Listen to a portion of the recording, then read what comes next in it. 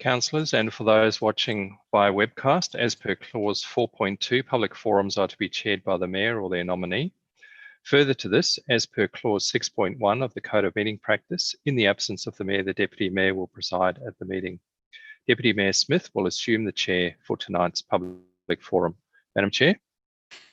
Thank you, Mr. CEO. Welcome councillors, staff and community members that have joined us tonight via webcast. I acknowledge we were to hold an in-person meeting in the Wyong Chambers this evening. However, due to rapidly evolving events in the ongoing COVID-19 pandemic, it was agreed for everyone's safety to conduct tonight's public forum remotely. I remind our viewers we are still bound by a public health order that currently restricts large gatherings in confined spaces and requirements in physical distancing. Council have a responsibility to ensure our community, our staff and our councillors are safe, and that includes creating a safe environment. It is for these reasons that at present we are unable to have the public attend in person. That includes continuing to hold our ordinary meetings remotely. This situation is evolving and one that will continue to be monitored in consultation with our staff and councillors. Our priority is the safety of our community, our staff and our councillors. It is with that in mind that we monitor the circumstances week to week and consider all factors. Restrictions are changing at a rapid rate. For these reasons, please ensure you remain up to date with current information through federal and state government websites. For council-run facilities and events, please check our website. Being COVID-19 safe is everybody's responsibility. Please play your part by ensuring you practice physical distancing, good hand hygiene, and stay at home if you are sick. Avoid crowded places that would limit you being able to physically distance yourself from others. If you are in a crowded space, for example on public transport, take precautions and wear a mask. I now declare the public forum open. We are holding this public forum today to hear from community members who have registered to speak on items before the council meeting tonight. I ask that the community members be listened to in silence and with respect. I am pleased to advise that this public forum will include members of the public joining us remotely. They will be able to address council and councillors may choose to ask questions. I would like to remind the speakers and indeed everyone that the forum is being webcast. This means that your image and what you say will be broadcast live to the public and is also recorded. Please be mindful of what you say and avoid making statements that might defame or offend anyone. Council is not responsible for your actions. Please switch off mobile phones, off or onto silent for the duration of the meeting. I would like to acknowledge the traditional custodians of the land on which we gather and pay my respects to elders past and present. I also acknowledge the connection that we all have with this land and place and our shared responsibility to care for it for future generations. Councillors, disclosures of interest. Do any councillors or staff have any conflicts of interest to disclose in the matters being discussed at the forum? And those matters are item 5.2, notice of motion, War Act repeal and declassification of airport contract damages. Item 5.3, notice of motion, Wombrel North entrance artificial reefs to the rescue. And item 5.5, options for a dedicated mountain biking facility. Councillors, did I have any declarations? I'll just ask you to raise your hand if you needed to declare on any of those matters. No, I'm not seeing anything, so we will move on. Just to the speakers. So I again remind our community members registered to speak that you will have 3 minutes to present and that your presentation is being live streamed and recorded. Once your presentation has concluded, please be advised that councillors may have some questions they wish to ask you. At the completion of your presentation and questions, we will ask that you stop sharing your screen and mute your microphone to allow other speakers to address council. I know the following people have requested to address the public forum. Andrew Smith on item 5.2, notice of motion, War Act repeal and declassification of airport contract damages.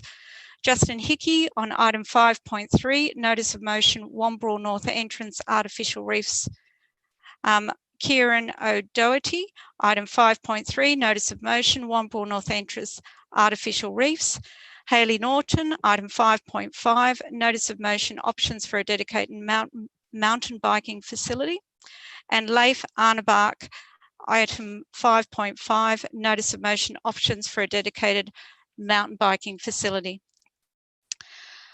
Councillors, I will now invite Ms. Shane Sullivan of Council to read the submission from Mr. Andrew Smith. Ms. Sullivan. Thank you, Madam Chair. Submission from Andrew Smith, item 5.2, notice of motion, War Act repeal and declassification of airport contract damages. The Central Coast Aero Club thanks Councillors Best, McLaughlin, Gale and Pillen for moving this motion tonight, and particularly the kind words they have reserved for the CCAC Board, CEO and members. The Central Coast Aero Club welcomes the recommendations of the War Act Review Panel and subsequent decision by the State Government to uphold all of the review recommendations. We note that the Central Coast and wider aviation community were overwhelmingly in favour of repealing the War Act, and the State Government, in our opinion, made the only sensible choice they could when one looks at the inconsistencies, difficulty in overseeing, and unique nature of the War Act. The entire review process was conducted in a very professional manner, and ample opportunity was provided for individuals and organisations right across the spectrum of opinions to put forth their views. We are happy to see this contentious issue is behind us and look forward to an environment which allows for Council and airport stakeholders to move forward together to improve the airport site for the betterment of the Central Coast. We would like to take this opportunity to thank the reviewers, Abigail Goldberg and Peter Figenheim, for the huge effort they put in and the impartial professional report they produced. The Minister has noted that an airport operational plan is essential. The CCAC has successfully operated within the aviation environment for decades with a near perfect safety record. We would be very happy to assist Council to develop and implement such a plan in whatever capacity Council feels is appropriate. We look forward to working closely with Central Coast Council over the long term, and the finalisation of our new agreement with Council is a solid first step in this process. Councillors, the issues which have most concerned the CCAC have been the highly restrictive movement cap and the encroachment of trees into the obstacle limitation surface on the approaches to the runway at Warnervale. The first of these concerns appears to have been addressed by the decision by the Minister in response to the War Act review. The second issue is, however, firmly in the hands of Council. The obvious dangers of excessive tree heights adjacent to the runway have been mentioned before in Council chambers by many experts in the field. The CCAC has been a 363-a-day-year presence at the airport for decades and has had the opportunity to amend our operations and practices to suit the ever-worsening tree height issue to keep a required safety buffer. This means we need to sometimes stop flying, especially on hotter days in the summer months. Our concern here is firstly for our students, staff and members, but we can largely control this risk. What we cannot control and Council cannot fully control is the elevated risk faced by itinerant pilots and aircraft who are not familiar with the highly unusual approach paths required at Warnervale. We implore Council to fast track a pathway to the trimming of these trees in the shortest possible time span available to it. Once again, we are at Council service if needed to assist in this process if we can. Councillors, the CCAC board members and supporters naturally take a keen interest in all substantial motions which appear before Council relating to the airport site. We feel it is both appropriate and fair that we make our views known to Council and put those views on public record. We are keen to keep an open line of communication with Council and look forward to a quick resolution to the tree line issue, agreement discussions and a long, healthy relationship working together. Thank you, Ms. Sullivan. The next speaker is Justin Hickey, and Justin will be joining us via online. So I now invite Justin Hickey to speak.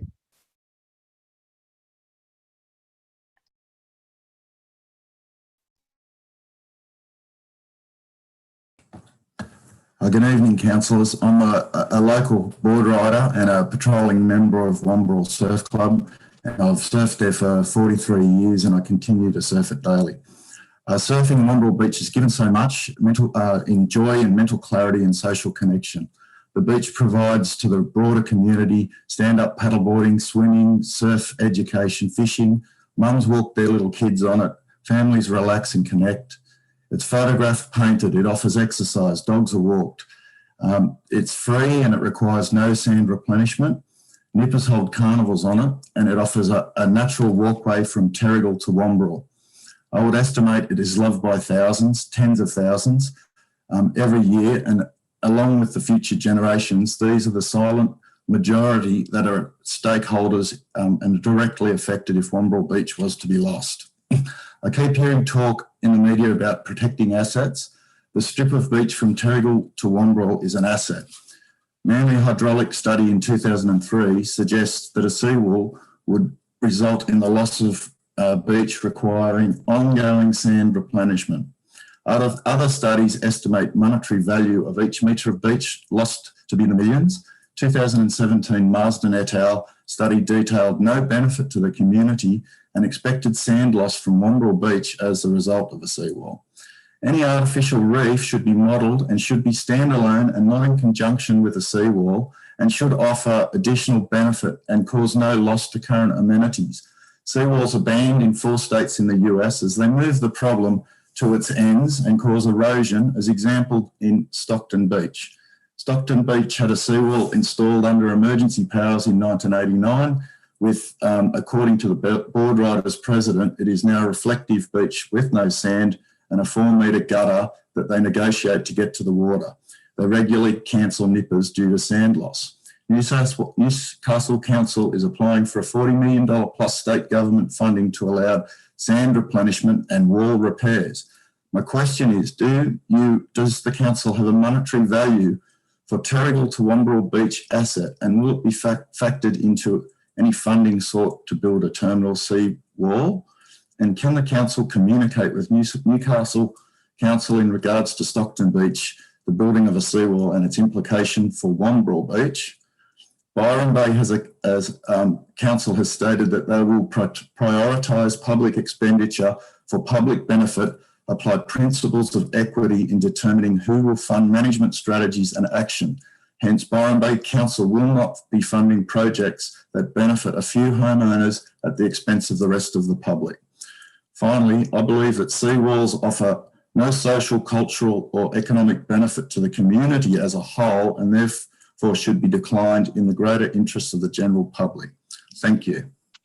Thank you, Mr. Hickey. Mr. Hickey, there may be questions for you. Let me just check with the councillors. Are there any questions for Mr. Hickey? No, I'm not seeing anybody. So thank you very much. Councillor McLaughlin, you have a question? Yes, thanks, Justin. I understand there's a lot of passion about this, the issue.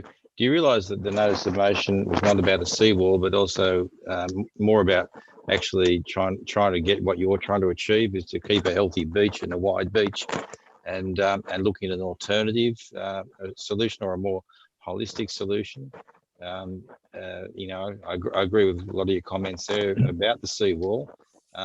Which is I 100% agree with most of the motions which talk about additional to current amenities. It was just point 5 that had these measures in conjunction with terminal seawall. So that's where the reservations came in. If there was something that offered extra amenities to the community, like surfing on top of what's currently there, I mean, I'm all for that. I mean, the Gold Coast is wonderful, you know, in what it offers surfers and in tourism and that sort of thing, but not really at the cost of the beach. And I just see that in conjunction with a seawall, a measure, at Wombrel in particular, I don't really know so much about North Entrance. It's a really large strip of coast, like 1.6 kilometres. So any sort of measures of artificial reef would have to really be huge, maybe the size of Forey's Reef out the back, and you know, and for mine would have to be sort of standalone and not with a seawall. Thank you, Mr. Hickey. Any other questions for the speaker?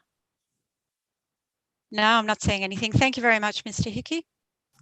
I'm moving on to the next speaker. So the next speaker is Kieran O'Doherty, speaking on item 5.3, notice of motion, Wombrel North Entrance Artificial Reefs. Welcome, Kieran. The meeting staff will unmute you and you have 3 minutes. Thank you. Awesome. Thank you very much and good evening, everyone. I'm speaking on behalf of Womberall board riders tonight. One afternoon in 2010, my dad and I went down to Womberall Beach with a surfboard. I was 12 and determined to pick up surfing, and so he pulled me through the wash and pushed me into a few small swells.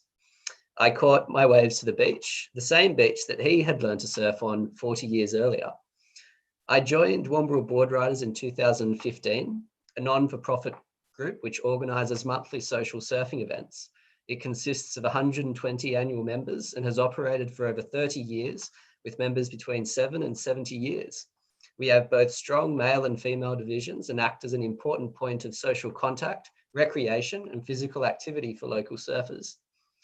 We are a base of learning and maturation, teaching ocean safety and skill alongside supporting physical and mental well-being. Importantly, WEB contributes to 28% of Womberall Surf Club's patrol members, forming an integral part of local lifesaving. Only last year, one of our junior members, 11-year-old Max Taylor, was involved in a rescue at Womberall using the skills he learned as a nipper in Womberall Surf Club and a surfer in Board Riders to complete an off-duty rescue, which earned him a Pride of Australia nomination. He was praised for his bravery, knowledge and maturity.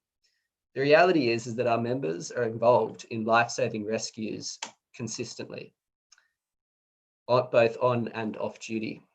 Should a seawall, revetment wall or CB wall be built and strongly accelerate erosion as forecasted within modelling by the New South Wales Office of Environment and Heritage in 2016, we would lose a large beach area for recreation and club contests, and the gradual loss of the beach would devastate our club to the detriment of local business, culture, health and life-saving. With many of our sponsors being businesses with a significant stake in local tourism, we further have strong concerns of the destruction that erosion would have on local tourist revenue, as highlighted by Marsden Jacobs Associates cost-benefit analysis in 2017.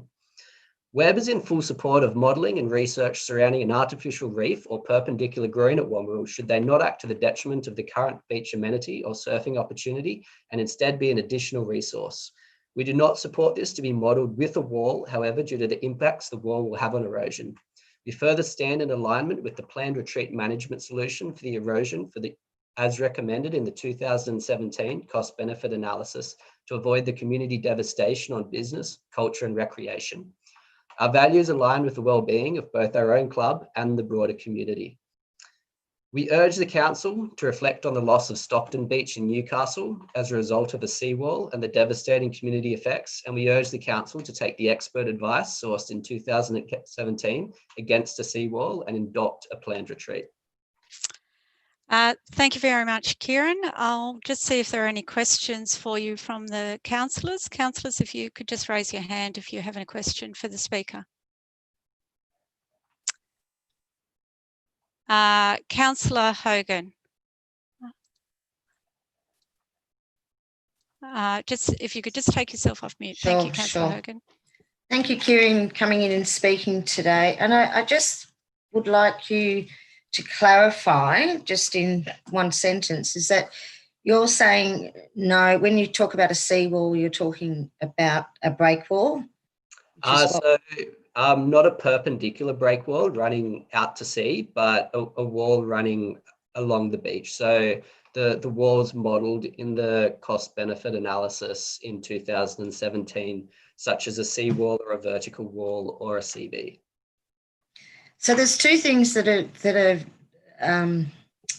people have been talking about: is revetment wall, which will protect the houses, and then there's also a rock ocean break. What was your view on the rock ocean break in relation to surfing?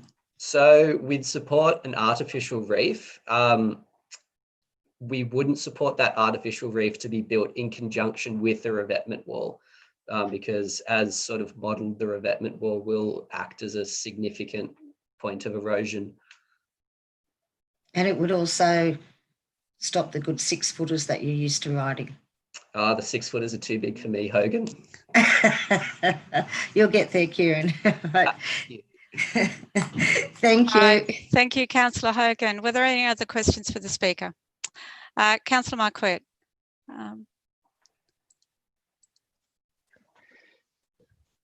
Thank you, and thank you very much, Kieran, for speaking tonight. Just a quick question.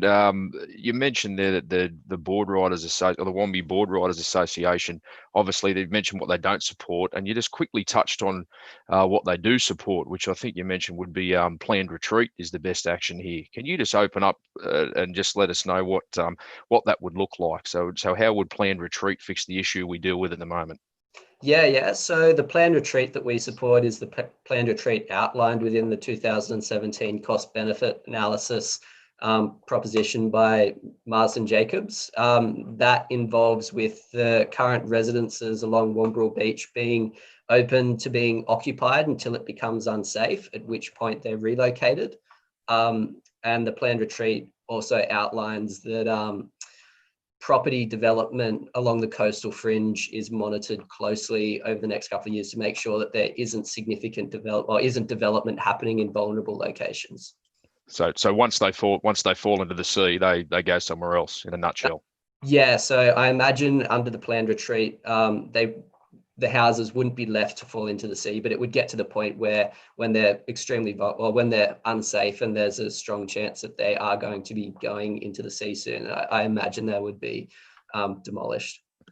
Wow. What about the other assets, Kieran? Like the road, for instance. Obviously, there's significant council assets under the road. Obviously, the asset that is a significant state asset. Do they have to eventually disappear as well? Yeah, so as highlighted in the report, there's very little chance within before 2064 that there's going to be a break of the dunes. So that means that the road along Ocean View Drive, the houses behind the dunes, aren't in any significant risk.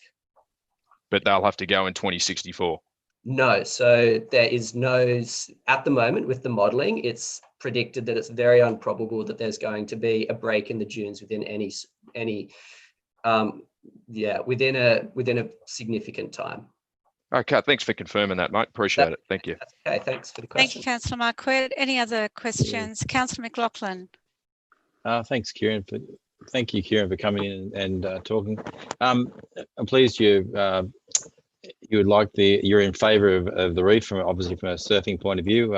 It's a no-brainer.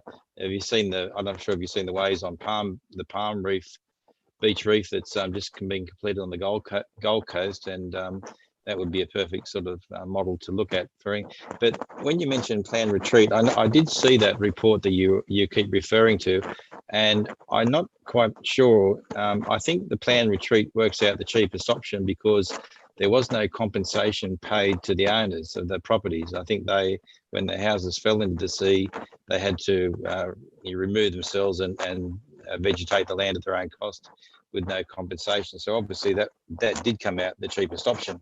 I'm not sure whether the owners of the houses would probably agree with your scenario on it, but I think a lot of people are missing the point with planned retreat.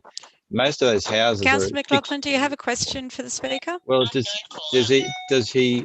Kieran, do you understand that the AHD for those beachfront properties are probably 6 to 12 metres, and most of the lake properties around Wamberal sitting on between anywhere, if they're at lake level, 2 metres to 4 metres.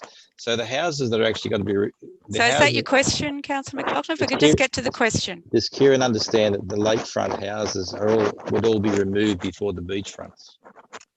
So I definitely understand where you're coming from. Yes, there is lots of vulnerable property, both private and public, along the lakefront. And yes, I understand that that's also something which is going to experience risk due to flooding. From what I understand, I don't understand that it's going to happen before the houses along the beachfront. Thank you. Any other questions for the speaker? Councillor Greenaway. Thank you. Thank you very much for coming in. I was very interested to hear your presentation. I haven't read that document that you referred to, the 2017 cost benefit analysis. Can you just tell me where you obtained that? I mean, it's probably, I can just Google it, but. Yep. If you Google that, it's available online. It's published by Marsden Jacobs Associates, published in 2017. If you'd like me to send you a link somehow, I'd be more than happy to. I bet I can find it, but thank you for that. That's okay. All right, Councillor Pillen, you have a question. You will just need to unmute yourself, Councillor Pillen. Thank you, Madam Mayor, and thanks to Kieran for and to Justin tonight for coming in and speaking. Look, mine was pretty well around the planned retreat as well, and just whether the cost benefits didn't actually go into the compensation for the residents there, which I mean has been quoted in excess of 60 million potentially to pay people out, and just if the people that are opposed to the revetment wall are of that understanding and aware of that the homes would more than likely need to be paid out to be removed. That needs to be included. Like the cost benefit analysis is, I guess, considered by many to be quite flawed in that it doesn't take in the aspects of infrastructure and paying out family homes. The other thing I would ask Kieran, just in regards to the Rural Fire Service that protects homes when people are built in the bush, are you supportive of that, or do you think the homes should be left to their own devices like these homes?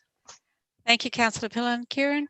That's a really interesting question, and a really interesting way to phrase it, akin to bushfires. I haven't considered it in that sense. Just on your thoughts about the reliability of the cost benefit analysis, that's another really interesting point you make about the concept that potential flaws within the analysis. I'd be interested in more research into, or more thoughts about the flaws within the analysis, and if there are flaws within it, why it was sourced from that place from Marsden Jacobs Associates within the first place. Thank you very much, Kieran. I'm not seeing anybody else asking questions, so thank you very much for attending and thank you for speaking. That's all okay, Councillor Smith. Thank you for having me. All right. Bye-bye. Councillors, going on to the next speaker, I now invite Ms Sullivan to read the submission of Hayley Norton on item 5.5, Notice of Motion Options for a Dedicated Mountain Biking Facility. Ms Sullivan. Thank you, Madam Chair. Dear councillors, do you remember your first time riding your bike without training wheels? How good was it? It's no surprise that cycling has been taken up in record numbers by Central Coast community members in 2020 due to the health benefits, stress relief and dealing with added pressures of COVID-19. Car parks everywhere are filling up, from Orinda to Kincumber Mountain and Booty National Park and surrounds. So we decided to leave the area one weekend to see how Dungog managed to turn it on for locals and tourists, and it did not disappoint. The reason for our trip, overcrowding and lack of parking and facilities, really takes away from the experience of mountain biking in the bush. There weren't too many trails left to explore safely close to home. From booby traps at Kincumber and weeks later at Max in Booty, to just not wanting to ride without incident with the masses who come to Orinda from all over for the weekend, we thought we would see the setup of somewhere with lots of sanctioned MTB trails and not lots of people. One Saturday, it was reported that there were over 500 people mountain biking at Orinda State Forest, not even for a race meeting. With mountain bike activity on the rise, having one location in the Central Coast people can legally mountain bike to match their experience levels is not sustainable. This is why unsanctioned mountain bike trails are being constructed in bushlands, trails that many bushwalkers seem to be enjoying and not being punished for, like riders. The concept of the Notice of Motion Options for a Dedicated Mountain Bike Facility by Councillor Smith, removing mountain bikers from the bush, really puts a dampener on this increased activity, fitness and enjoyment of bushland being enjoyed by mountain bikers, and could be interpreted as wanting to put a stop to this enjoyment. See 1 and 2 of the motion, which are very contradictory. Not to mention that the stakeholders involved, which include many groups not represented by the councillor's suggestion, are not representative of the entirety of stakeholders needed to be considered in such a huge undertaking for our future. This undertaking is already in progress by the feasibility study and backed by state government, not only endorsing cycling in coastal bushlands, but also offering funding and even seeking out areas of New South Wales where such activities can be undertaken in the future. We're better than the Central Coast. The benefits are plenty and the more locations the better, so that activities are sustainable, facilities available and spread out to prevent safety issues. Rather than the proposed motion of a working group, it would be far better to continue the momentum of the current mountain bike feasibility study, including waiting for appropriate milestones to be met on the project timeline before beginning a new working group with less stakeholder involvement to meet the needs of Councillor Smith. Now more than ever, it is necessary to take all stakeholders into consideration in developing an effective and sustainable approach to managing mountain biking to increase safe locations as well as facilities and to reduce illegal use and associated risks and impacts. This is not a rush job. This planning takes time. As such, if the motion passes, the resources needed for the rush job will clash with other projects already with legislated deadlines and not be an effective use of resources, nor will the outcomes of the working group be representative of all stakeholders. The National Parks and Wildlife Service can manage and make a motion to include single tracks in these precious lands, see below. I note in addition to allowing mountain bikes on designated fire trails already, then how can the Central Coast not make a similar plan, knowing that the people using the lands for recreational purposes access these areas for similar reasons we visit national parks? To enjoy the bushland and get stress relief and work on our fitness at the same time. There have been countless studies done to show the minimal impacts of mountain bike trails versus walking, horses, etc. And furthermore, maintained trails and regenerating damaged trails leads to further community involvement and custodianship of the surrounding bushland. How much better would it be if instead of digging up a plank of wood with nails facing up in it, which only luckily punctured tyres and not wildlife or a person's foot, we had a working bee to look after the bush and have ongoing workshops to educate emerging riders of what it takes to have minimal impact on the bush to ensure enjoyment for future generations to come. The Central Coast Trail Advocacy Group has well over 500 members and could facilitate this. The NPWS cycling policy clarifies that mountain biking is a legitimate recreational activity in parks and that single track may be provided to meet demand for certain mountain biking experiences in particular circumstances. Single track is desirable because it allows more intimate experiences of the setting, a better connection between the rider and the environment, and relatively high levels of technical challenge at relatively low speeds, which reduces the actual risk by increasing the perceived challenge. The NPWS will Ms. provide... Sullivan, I might just check you well over time. Is there much more to... A paragraph and a half. Okay, yeah. Apologies.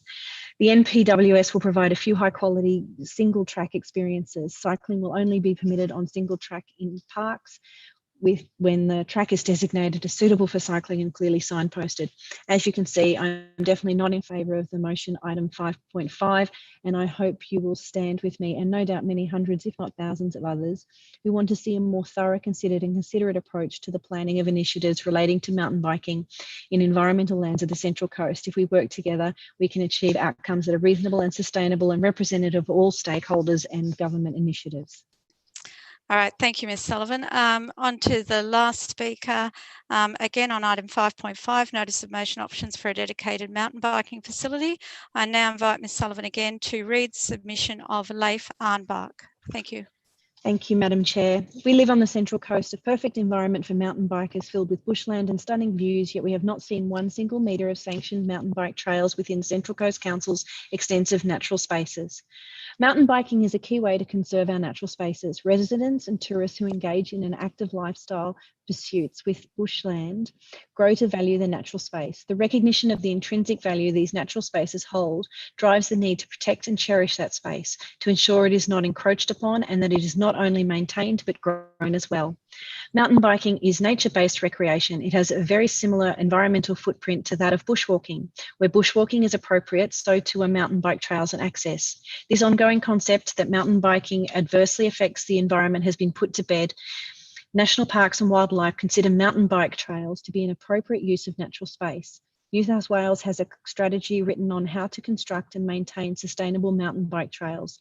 It is clear that mountain biking on sustainable trails that are sensitive to our natural and cultural heritage is an important use of our natural space. It is time instead to focus on the positives that this amazing form of recreation offers Central Coast residents.